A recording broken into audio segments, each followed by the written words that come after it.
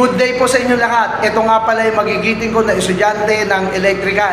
Sila po ay nagwa-wiring ng job number 12 na 6-valve control by 3-gang switch with convenience outlet. Ayan po.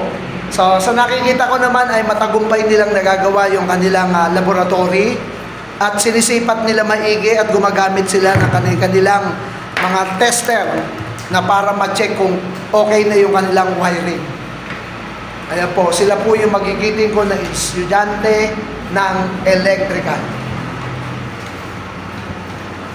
Ayan po. Ayan po yung ating wiring board natin. At sinisipat talaga nila dahil medyo mahirap nang maputukan ng breaker. Sila po ang magigiting ko na estudyante ng electrical. Muli po, maraming salamat po sa inyong lahat. Mag-ingat po tayo lagi-lagi. Salamat ulit sa inyong lahat.